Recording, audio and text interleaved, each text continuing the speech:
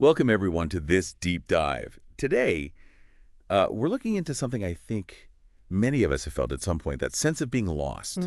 But, not lost like you can't find your keys or you took a wrong turn. Exactly. It's that deeper thing, isn't it? That internal state, like the audio we listen to, how it starts. Yeah.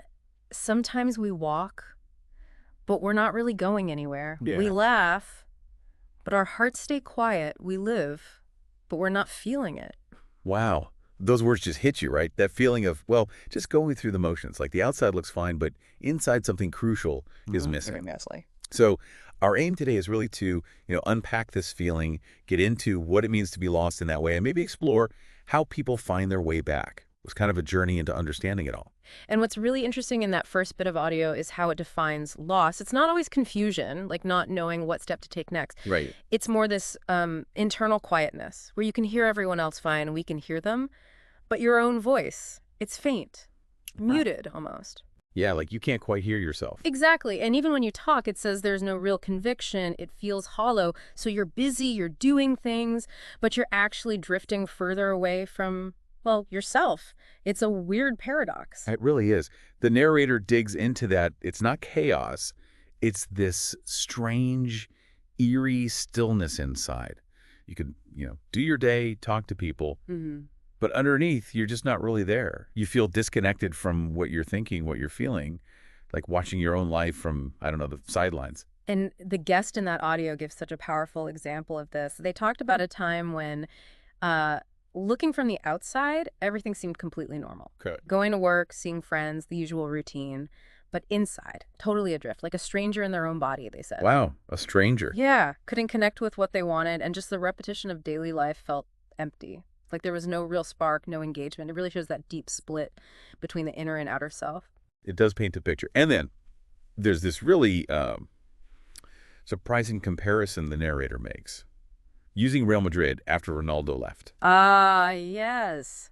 Now, maybe not everyone follows football, but Real Madrid, huge team. Ronaldo, massive player. What's the insight there? What makes that analogy work? Well, what's so clever about it is how it shows that feeling when something absolutely vital is gone, even if everything else looks the same. The team was still Real Madrid. They still wore the white shirts, played in the same stadium. All the outside stuff was there.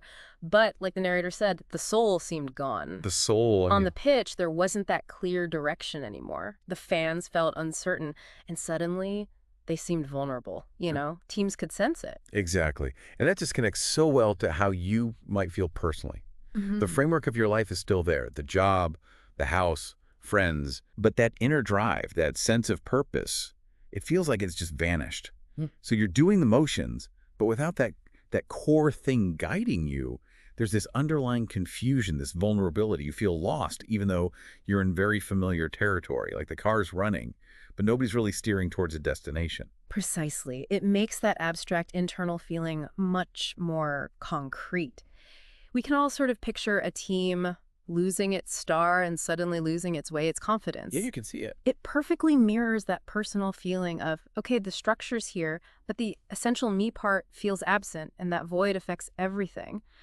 But thankfully, the story doesn't just stay there in that lost place. Now it shifts. It moves towards recovery, towards this idea of a remontada. Right, the comeback.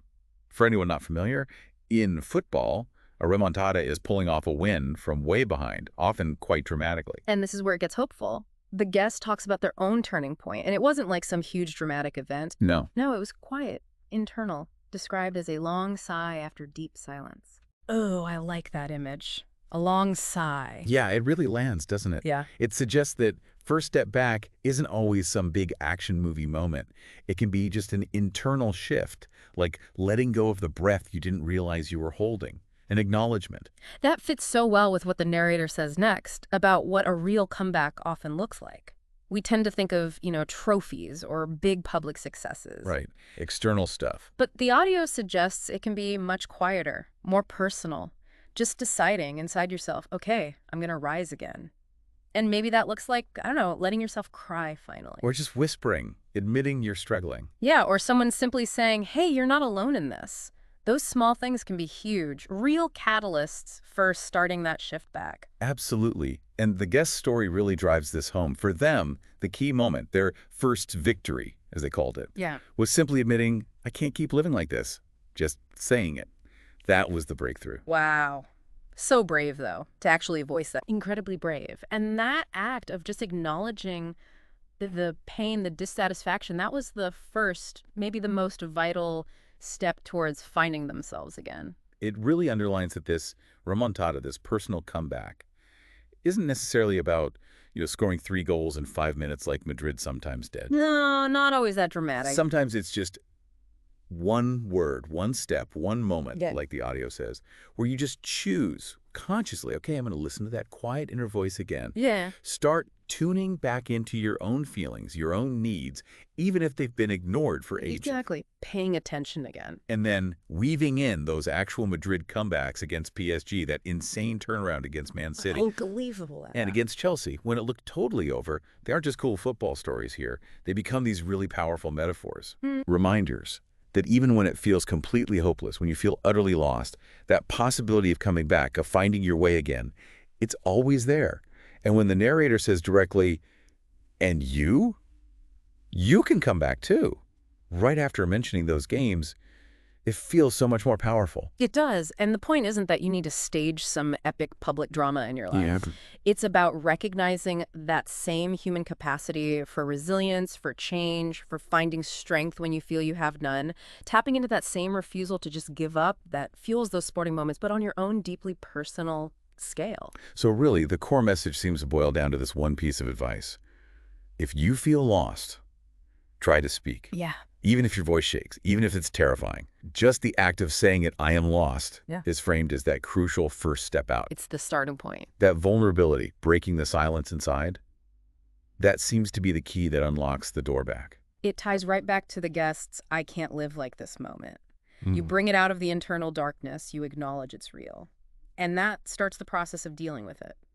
That silence, as the audio implies, just isolates you more. Speaking, even a little, breaks that. It creates space for connecting again with yourself and maybe with others too. And I really liked how the audio wraps up in the outro. It speaks directly to the listener, to you listening now. By just being here, listening to this deep dive, exploring these ideas, it calls you a seeker. Which is a lovely way to put it. And it offers this really positive thought. The very fact that you are seeking, that you're engaging with this, well, that's already movement. That's progress on your journey. That's such a hopeful perspective. It shifts the feeling of being lost from being some kind of dead end or failure to just being a point on a longer path, a path of self-discovery, of growth. The desire to understand and move through it is already a sign of your own resilience. It shows you're already starting to find your way. And it ends with that really beautiful, simple line. Every breath we take here is a step toward finding our way. So simple, but profound. It suggests it's not about getting to some final, fixed, found place. It's about the process, the ongoing act of living, breathing, moving forward, even when you can't see the whole path clearly. Every moment is a step. It leaves you feeling that finding your way is, well, continuous. It's about staying engaged with life, taking those breaths, stepping forward. Even with uncertainty, it's an ongoing journey. So as you've listened today, maybe something struck a chord. Maybe you recall the time you felt that quiet lostness, even when everything outside seemed fine. And perhaps, just maybe, you're thinking now, what could that first small step back look like for you? It doesn't have to be huge. Maybe just like we heard, one quiet word to yourself, one tiny step toward something different, one moment where you decide to really listen, truly listen to your own inner voice again.